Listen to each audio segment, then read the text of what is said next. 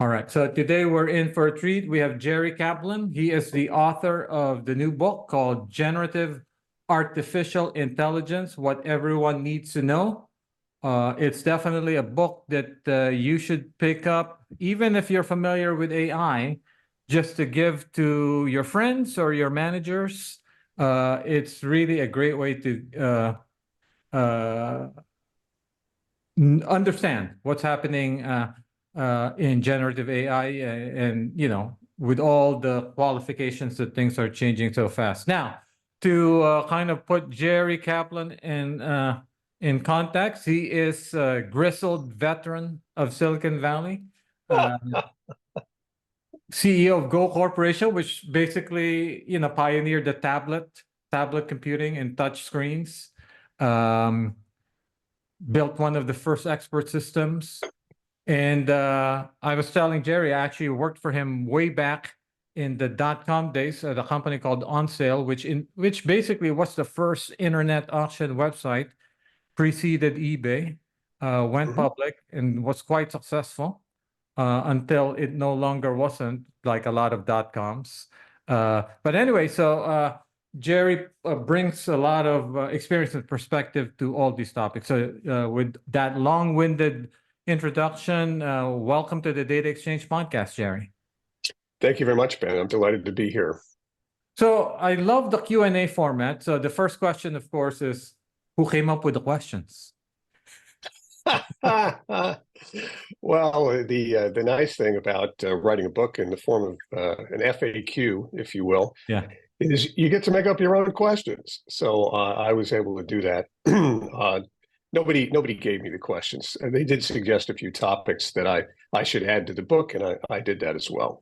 But they're all softball questions, and so they were easy for me to answer. So did you, so Jerry, when you were coming up with the list of questions for your FAQ, did you consult other execs or people not in Silicon Valley?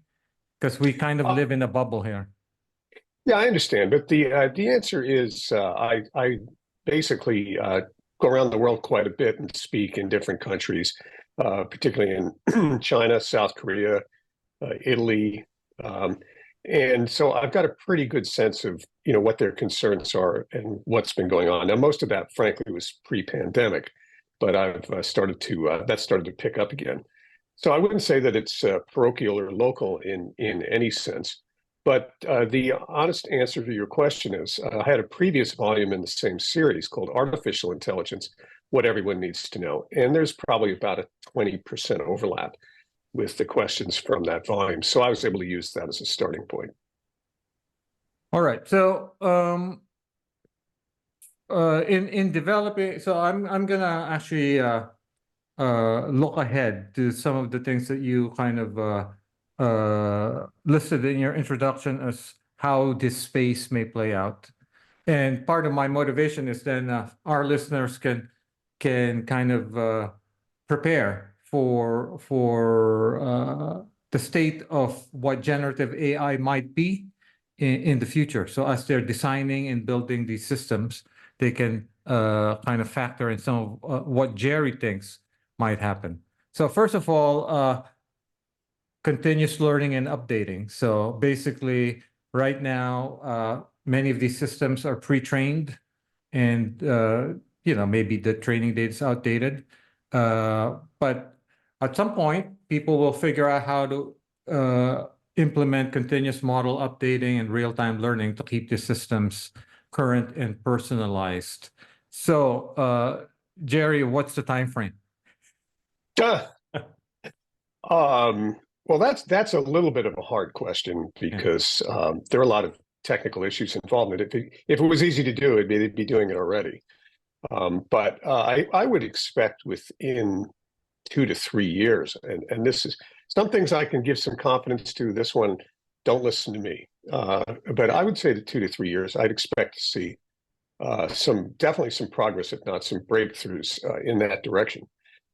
But the related question, if I may, that is likely to happen much more quickly, and in fact is already underway, is that the systems will be connected to other systems or tools so that they can either go out and get you an answer, which is really a special case of solving some problem or taking some action on your behalf. And so I think that's already happening, and that's where a great deal of the value will get unlocked. I'm not sure that training something like ChatGPT on, an additional whatever trillion words, 10 billion words or something, is going to make much of a difference in its fundamental capabilities. It might add some new information, but as we might get into in this talk, these really are not next generation search engines. They are not really designed to store and retrieve accurately information, which is why people are so down on them for hallucinating, as the term goes. I assume you have a very sophisticated audience, so I'm going to skip all the basic description and all that. But like the hallucination problem is really a side effect and not really a defect, in my view, of what these systems are. And so being able to retrieve information or to interact with the real world or updating dynamically is what you're referring to. I don't know that it's going to have much effect on the behavior, except they might know the latest sports scores or something like that. But I wouldn't trust a generative AI system to give you any accurate information on something like, who won the World Series last year or anything like that. Yeah, and as you point out, so people already kind of have workarounds, right? So this whole slew of tools around retrieval augmented generation. So at least you can point these systems to your own data, and if your own data happens to be more updated, then that partially addresses the solution. And then the other aspect that people are exploring, maybe to a lesser extent than retrieval augmented generation, is this notion of function calling. So basically, using these LLMs in conjunction with external functions, and then those external functions may happen to be more updated, right? But I guess the point is that people will probably figure out ways to make the temporal limitations less glaring, right? So I think that's true. I mean, to the extent that you're looking for news or updated information or specific details, who worked at what company or something like that, these are not the tools that you want to be using, at least not in their current form. On the other hand, if you just want to give it a general idea of how soccer balls behave when they're kicked, of course you can add more information, and that's going to simply expand or augment the set of capabilities that the systems have. But I don't think in very dramatic ways. I'm not sure that scaling up the pre-training is really going to make a significant difference in the foreseeable future. and also we're running out of data to pre-train on. That's right. That's right. Well, that's a good thing. What it's saying is we've hoovered up, if you know the expression, basically all the electronic debris that the human species has created or has access to. And in doing that, I think there's not much, there's a lot in there we haven't gotten to, but there's not much more, I think, that can be added simply by trying to increase the amount of training and the amount of data that you shovel into this, except for something specific like, what does my company do? And how do we do our business? And what's in our memos in our system? That's a whole different kettle of fish. So it's not general pre-training, it's a specific specialization for a given industry or for a given institution or organization.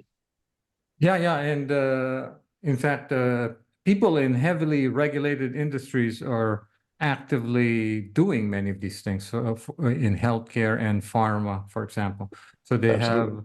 have their crown jewels, in effect, are their own data, right? Correct. So, and they're never going to make that available, unlike the New York Times, which is now trying to claw back some of their data. So what's your sense, Jerry, in terms of, I guess, how will this copyright thing play out? So if the New York Times wins this lawsuit, then that means the pre-training organizations will have to pony up.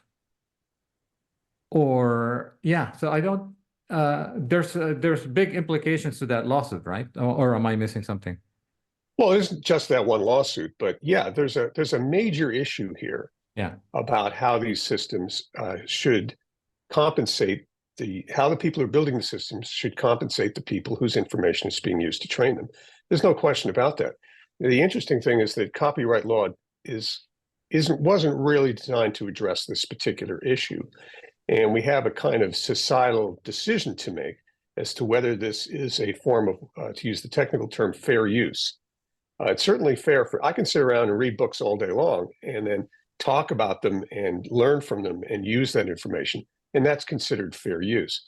But there's something fundamentally different about a system that's much more accurate than my mind and quite a bit larger, in the sense that it can retain and regurgitate information that is potentially infringing on copyright. And by that, the importance of that is that it has some commercial effect. It's affecting somebody's rights or their ability rights to control the results of their own efforts, or to make money from their own efforts. And so I think we're going to have to come up with some middle ground solution to determine this. Now, of course, all the companies in the area that are building these things, they love this. This is like, free grazing land. In fact, I just realized a good analogy is the way that the cattle ranchers and farmers had a conflict over the Great Plains. You used to be able to just take your cows and send them out and have them eat grass that's growing anywhere they want. And obviously you can't do that today. You have to pay for that land or have use of that land in some way. So I think the way this is going to work out is I don't see any other alternative. It's these companies or the institutions that are building these systems will have to go pay for the data that they're using. And that will eventually get passed on to the users. If the user base is as large as it seems to be, I don't think it's going to be particularly burdensome. But the idea that they can just collect all this stuff and use it for free just violates common sense and normal commercial practice. Yeah, and as you say, so it's not. If you read the complaint, it's not simply along the lines of regurgitation, right? So it's also around the lines of mimicking. So in other words, are these systems mimicking the way I write, and stylistically the way the Economist or the Financial Times writes, and also can they start attributing wrong information to my organization, right? So maybe when someone asks an LLM, so hey, can you answer this question and cite your sources, and they cite my organization as a source, but mistakenly so. So Sure. Well, I mean, there's a lot of issues. There are issues of defamation. Who shot John Kennedy? Can come up with something that's not true and might present reputational harm to some individual. And that's an actionable item. If the system's going to go around defaming people, that's not good either. So there's a lot of big issues here. It's sort of like we've got this big unruly dog that we've just created, and sometimes it's going to get into the garbage, and sometimes it's going to scare off intruders. Sometimes in other words, sometimes it's going to do bad things, and sometimes it's going to do good things. And we have to find a balance and ways to try to mitigate the problems and the risks while gaining the benefits that having this new type of object or actor or whatever you want to call it in existence. yeah, But on the copyright issue, Ben, I mean, if you go and you say, "Hey, give me a picture of a cartoon sponge," and it gives you something that is blatantly and obviously identifiable as SpongeBob, one of my favorites, as a matter of fact. The truth is that's copyright violation, and they're not going to get away with that. And there has to be some kind of reasonable accommodation. You don't want them to get put out of business by that kind of thing. On the other hand, there ought to be some toll that needs to get paid for the unruly behavior and misbehavior of these systems. and we're at this moment we're discussing simple modalities, right? So, but you can imagine someone copying the way you write music, right? Oh, absolutely. Well, I think there will be such a thing, Yeah. but that's licensable. Think of what was the name of that? Guitar Hero. I'm not sure if you're familiar. Right. That game was huge.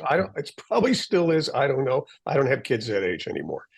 I think my kids are about your age, Ben. Uh,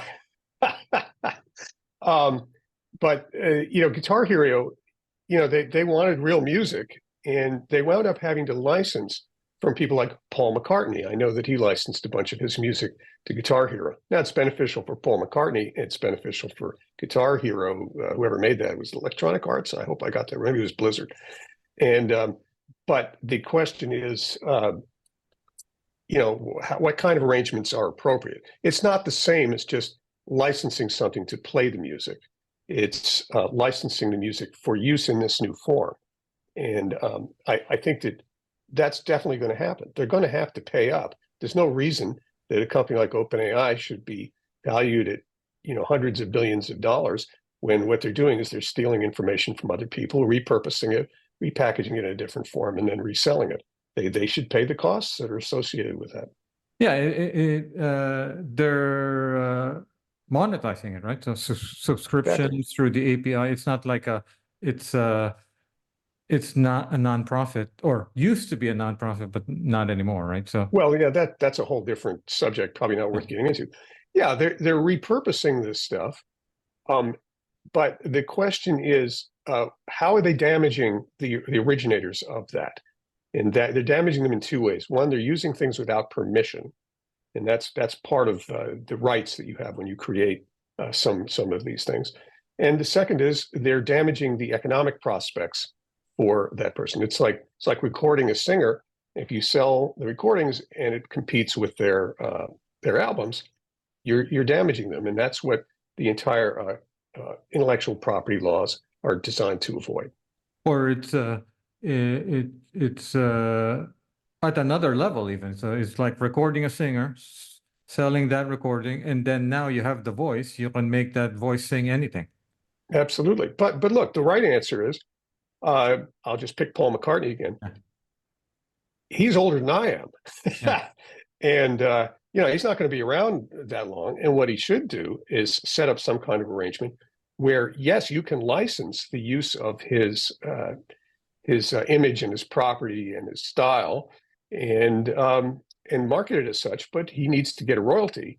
It doesn't have to be the same as though he had performed the music. It doesn't have to be the same as though he had written the music, but there is some if he should try to control how that value how the value of his catalog and his style is realized in the future. And that's a very good way to do it. You should license those rights and make it available. You said the New York Times doesn't want this stuff to be included. I think you said that. That's not really true. They want their stuff to be included. No, they just want to be compensated for it. Yeah. And I think that's a very reasonable thing. I meant they don't want to be included if it's false. Well, they don't want to be sued, but that I don't think they're in any danger. Because some of these things will, if you ask it to do a citation, it'll cite, but then it turns out it's wrong, right? So. Well, that's the hallucination problem. Yeah. Yes, you don't want it to say. The New York Times says that Ben Lorca is a killer. You don't want your systems doing that. That's bad. You know what you just said earlier reminded me of what's happening in collegiate sports in the U.S. Name, image, likeness.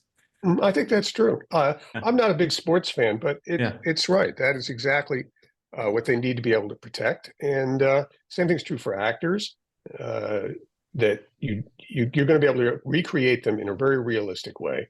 And now the question is, what kind of rights do you need in order to make that happen?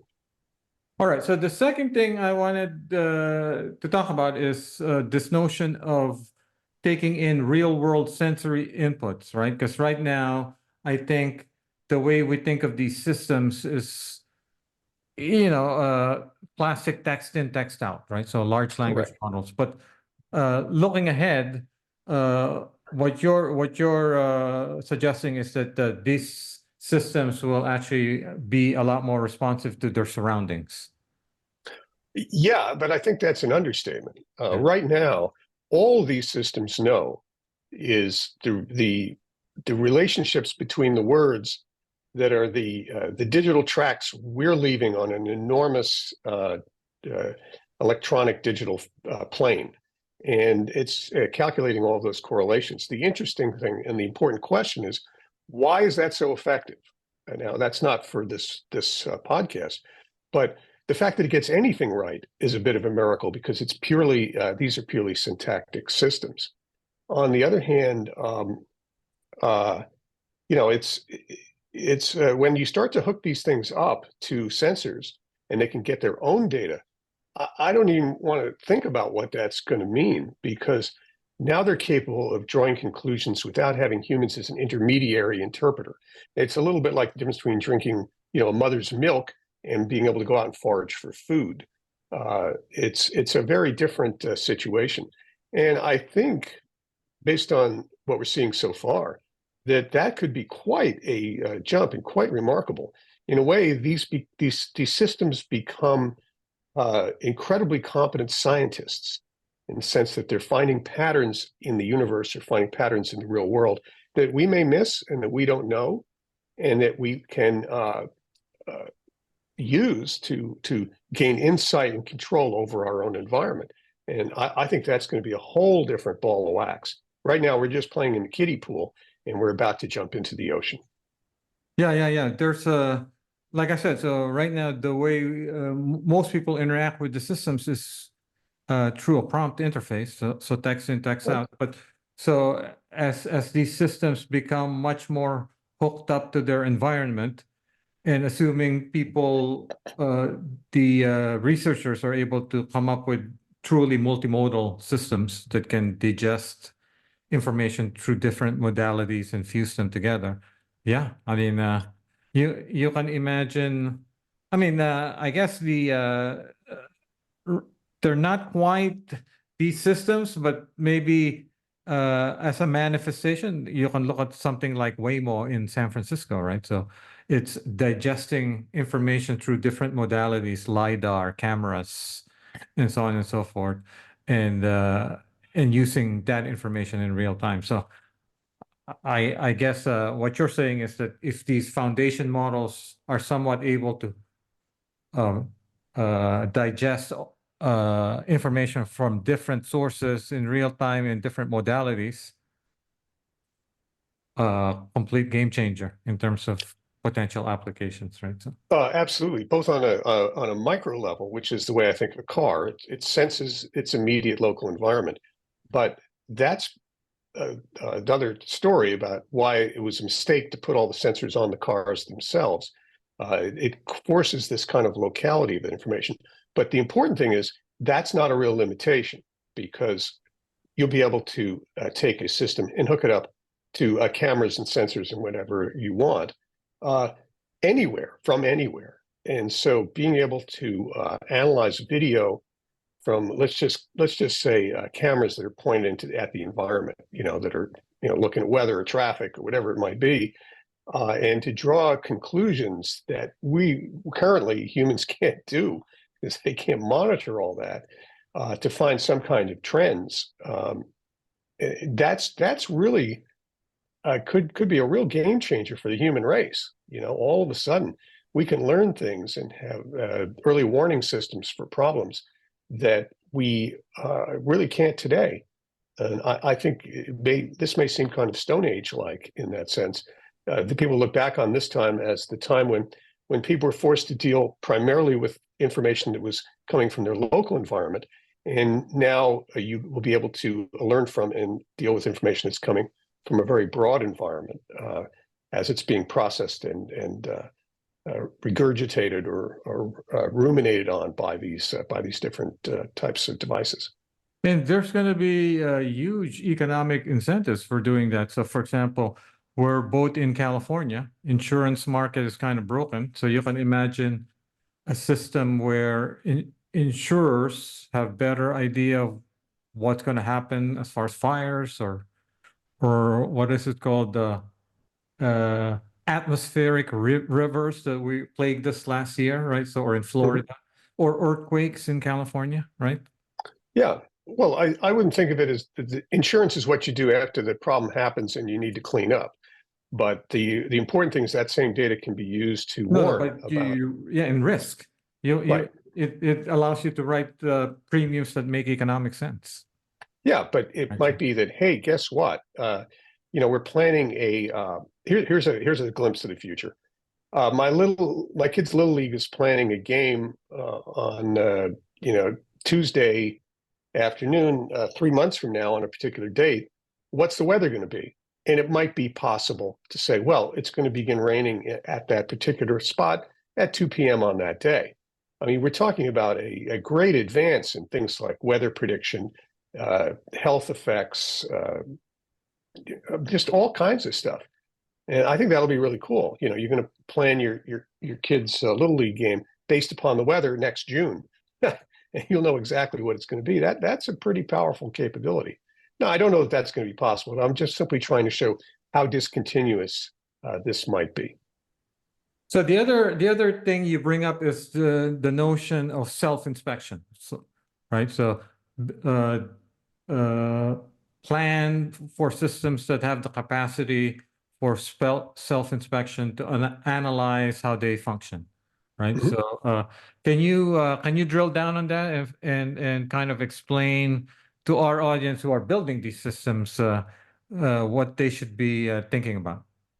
Well, one of the things that surprised me in researching for my book was to discover that the systems didn't have access to themselves, which was by which I mean they could read about how they operated, and they understood what had been said about how they operated, but they couldn't look inside and determine for themselves how they were working or what that was. By way of example, I said, give me an example of a word embedding. Your audience probably knows what that is. And it could give me examples that have been published. I said, but what are your word embeddings? Give me some that you yourself, in your internal system are using. Can't do it. And, the systems I was working with said, I have no access to that. It's a little bit like we don't have access to our blood pressure or how often our heart's beating or whatever it might be. So they lack an ability to introspect in their own operation in a way that technically ought to be possible. And I really found that fascinating, that I was having a conversation with. Maybe they I wonder if some of this is also just turned off by because all you need is the model architecture and the weights, right? So Well, I don't know. Maybe it is turned off, but then you have to feed it to the system as you as you ask it questions about itself, right? So here's you, right? So Right. answer questions about you, right? So right, or this is you so many milliseconds ago. Obviously it's shifting and changing. Well, it doesn't change that fast, but I think that then these systems can say, well, here's a way to improve this. You're wasting all of these computing cycles on looking at calculating your weights to 12 decimal places, and you only need it to 3 decimal places. That's actually a real example, I think, of what's going on, as many of your engineers know. Well, I mean, that's an enormous difference in terms of the computing resources that are necessary. So just in terms of making these systems more efficient, not to mention more self-aware in some sense, I think that that's going to be an important and a very interesting thing when these systems can look at themselves and help to improve themselves. right. But I guess you have to be careful about them revealing too much about themselves and you losing the IP if you build them. Well, that's interesting. What's the expression? The cobbler has to make his own shoes or something. Then all of a sudden they'll understand, people who are building them, why it is that you shouldn't steal other people's intellectual property, because yours is right there at the surface, and all you have to do is ask, how do I build something better than you are? And all of a sudden you've got a product that's better. This might be a great exercise for red teams and jailbreakers of these models, right? So to figure out how much they can get the models to reveal about themselves. Mm-hmm. Yeah. All right. So the other thing you talk about is democratization via open source. And this is a topic I've also actually been thinking about. And partly because, Jerry, right now we're in a situation where at least the proprietary models, primarily from OpenAI, Anthropic, and Google, are clearly still better. But the open source models are getting better. But then on the other hand, I worry that we only have actually a few suppliers of open source models. And then when you start thinking through what does open source mean in the context of foundation models? Well, classically, open source is I can use it, I can modify it, I can learn from it, I can distribute it. So if you drill down, if you think about that, then that means what in the context of foundation models? Well, it might mean I need access to the weights and parameters, the architecture, the training data. Because if I want to really learn from it, the training code, the detailed training setup and configuration, right? So, but right now, I think our notion of open source is not as long as someone gives us the weights and we can use it and the license is okay, we already consider that open source. But classically, open source means you have to be able to learn and do a lot of things from the source code or from whatever it is that they share with you, right? Well, open source is an interesting concept that it was probably one of the great innovations in software engineering.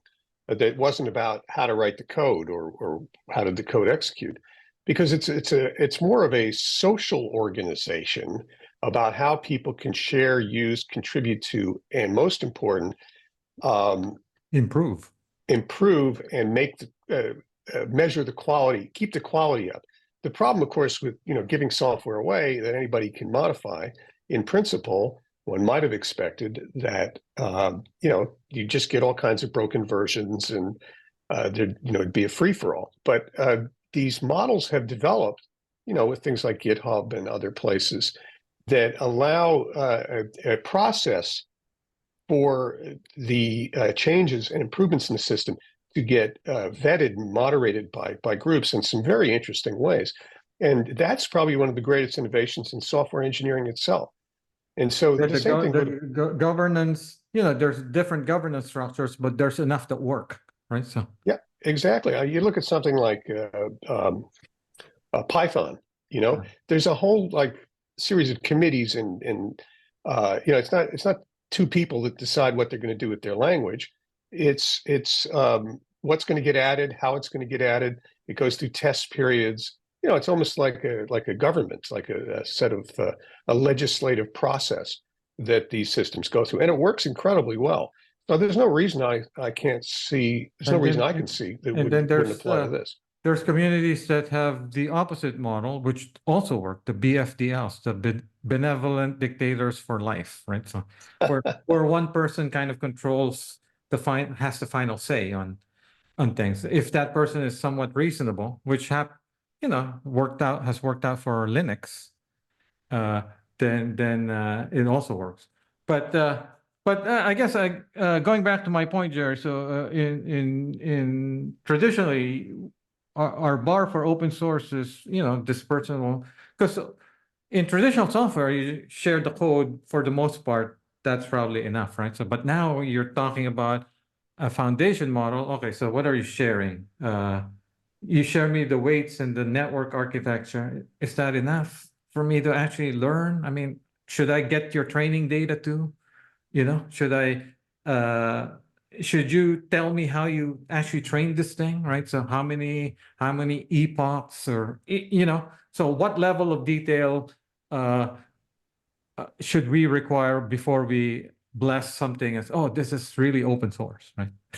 Well, I think that's definitional, but Yeah. the issue in my mind is how can you, is it adequately vetted that you can rely upon those things, and which portions of the systems you might want or not want, that's up to you. I think it's an individual software developer's decision, but you don't want to introduce into the mainstream of the product ideas or concepts or poorly executed code that's buggy or whatever it might be.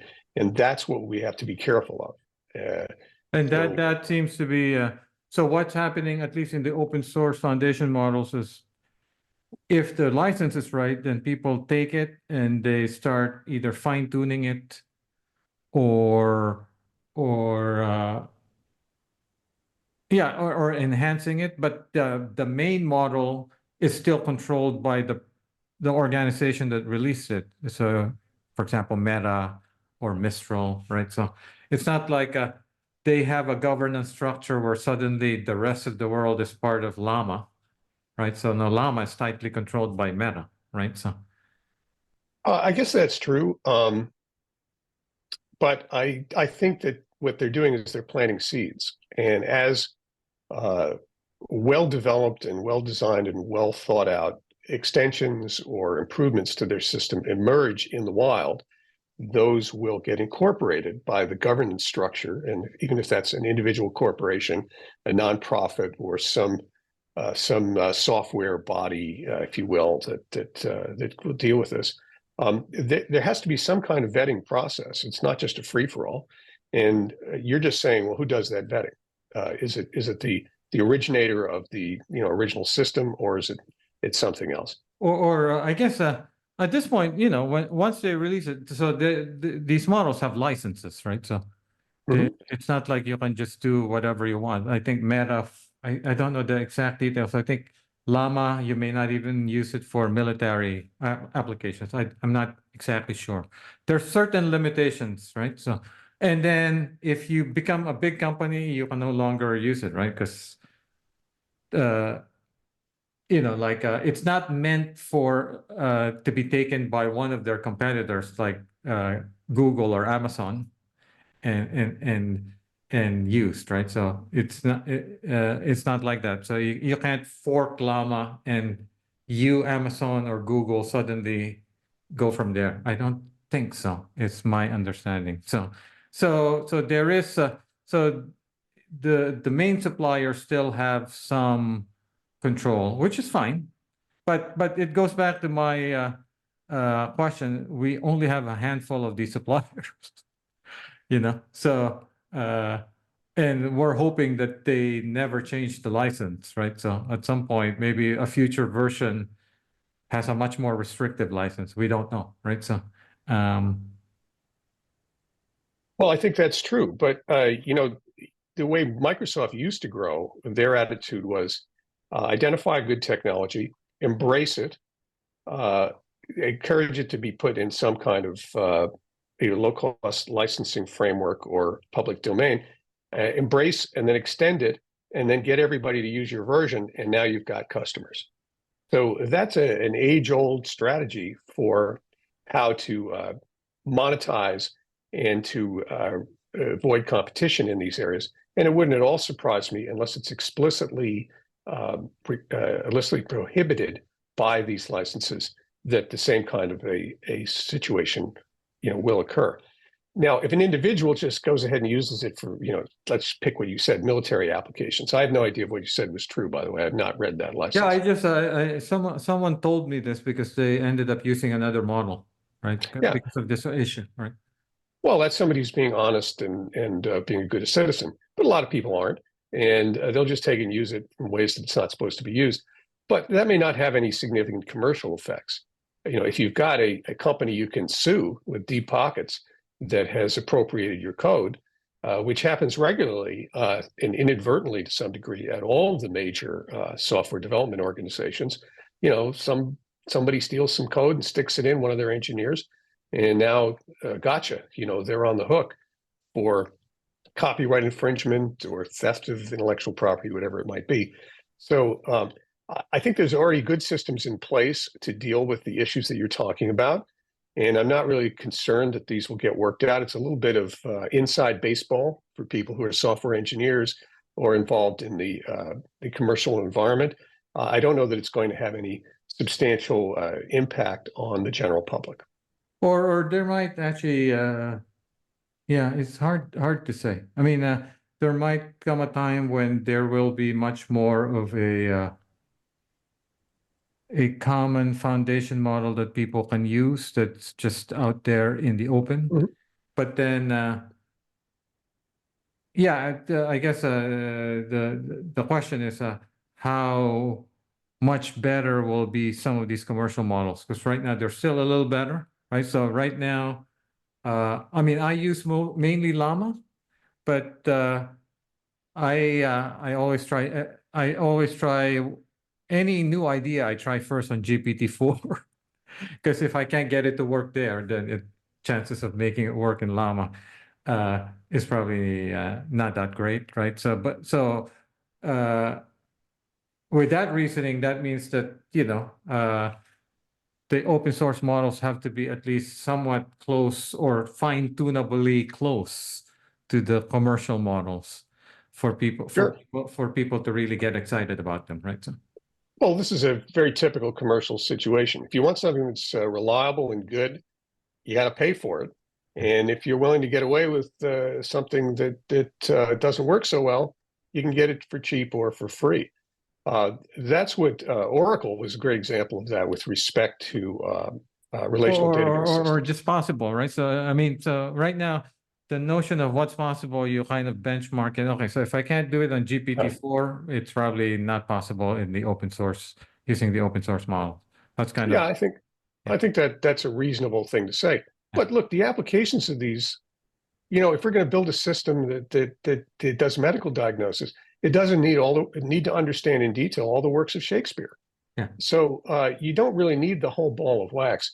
But the history of software development in the world has been such that I don't think this is going to be a big issue.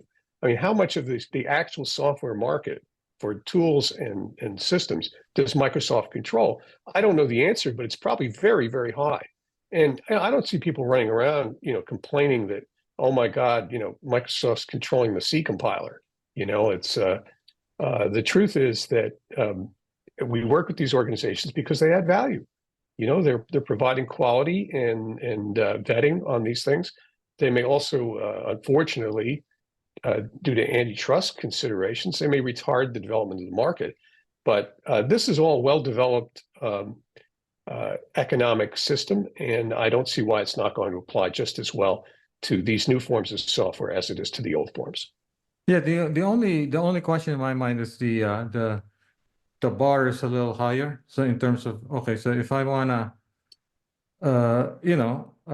write a simple piece of software that does a simple thing, I can do it, make it open source, right? So but now you're talking about compute data, um, and so it might be that we might be somewhat reliant on a few commercial companies to develop these open source models for the rest of us for a while, right? So Yeah, until but Ben, you're absolutely right. But let me take the most extreme example. Let's Mhm. take the Windows operating system.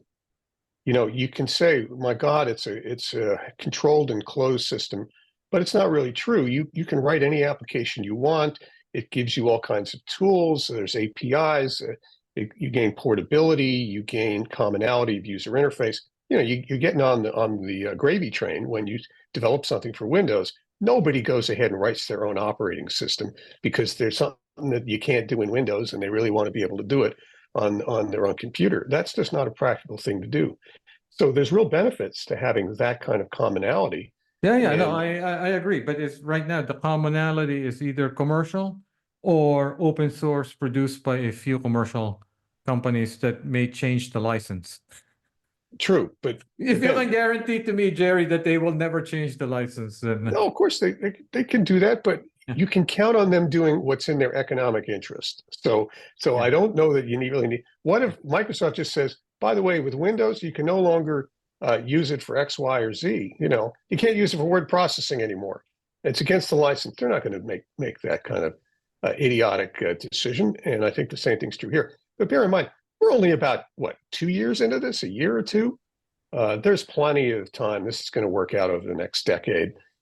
We tend to be very focused on what happened last week, but the truth is there's a very big picture. And this is a very strange development, generative artificial intelligence, because it wasn't developed as a solution to a problem. It's just something that was discovered, it was found out. And now we're trying to figure out, well, how do we make use of that? And I would liken this back to the invention of radio, which was very similar. It took, I think, 20 or 30 years before any economic model emerged for how you could possibly monetize broadcasting things by radio. Now, I don't think it's going to take 20 or 30 years here. It's pretty obvious what kinds of things can get done. But the fact that the current systems are not what we wish they were or what we hope they are it doesn't mean that they're deficient in some way. It just means that we haven't yet found how to design them for certain purposes or to put them to use for certain purposes. Right here in the Silicon Valley, you and I are here in the Silicon Valley, and look, Silicon Valley people wish for two things for generative AI. The first is that it's going to be some kind of super intelligent agent, this hyper intelligence device, and even though people worry about that, which is silly, I think that that's what people are hoping for. This is going to be a form of super intelligence. And the second thing is I think it's the next generation search engine, because that's what we did last year. That's what we do. My company makes search engines. We use search engines. So this is the next generation search engine.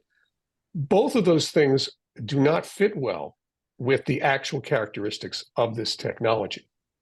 And now the question is, well, what is it good for? What does it tell us? What can we learn from it? I don't think we've really begun to explore that. What is wound up in these enormous balls of complicated networks that are beyond the comprehension of any single human being has yet to be discovered. And just mining valuable information out of that, or valuable insight out of that, we've only begun to scratch the surface. And I think it will become something that is really going to be life-changing in terms of humanity. I mean, I think having these foundation models that people can build on top of, particularly the open source, is already kind of spurring all sorts of clever innovations, right? So, like I said, around retrieval augmented generation, function calling, but also even how people are working on making these things a lot more efficient, so they can run on less hardware, for example. So I think that people are going to be able to take these systems and build really, really interesting applications. And so I want to close this discussion with ethics and legal implications. So one of the things you posit in your introduction is that these systems at some point will be able to continuously analyze and address legal ethical implications. Can you elaborate? I understand the legal. I'm not sure what you're talking about with the ethical. Okay. Yeah. Sometimes legal and ethical are opposites. You never know. I advise a law firm, the first law firm focused on AI. So I know how tricky this field is. Yeah. Sure, but look, the fact is, if ever there was a field that was well positioned to take advantage of what is fundamentally a linguistic technology, it's the law, because the law is words. It's all about words. There's some judgment down in the dirt on this, but it's mostly about the words. And the applications of generative AI and LLMs in particular to legal issues, I think is an enormous advance, and that's certainly one of the fields that will be revolutionized. Maybe even to the point where we will have a court system, sort of like the small claims court system, where you'll be able to submit a dispute to a specially designed LLM that's been publicly vetted and is transparent, and you'll be making arguments to that, and it will serve as a judge. I think that's going to dramatically improve the way in which we adjudicate legal disputes in the world, and is generally going to be a major advance in the notion of justice. Now, if we can just get these systems to do our taxes, given the complexity of the U.S. tax code. I've no doubt that will happen. It's true. It's true. You just want to say, and a lot of places, as you probably know, Ben, around the world, they don't work this way. Yeah. In fact, you don't do anything. They send you a bill, and they say, here's the reason we're sending you this bill, and you can argue with it. But basically, they fill out your taxes and say, give me a check for X. And that, I wish we had that system here. I think that would be great. And once again, readers, pick up Jerry's new book, General Artificial Intelligence, What Everyone Needs to Know. Like I said, not only will you find it useful, but definitely get a few copies for your colleagues, your managers. And if you want to follow what Jerry is up to, you can go to his website, jerrykaplan.com. And with that, thank you, Jerry. Thank you, Ben. I really appreciate it.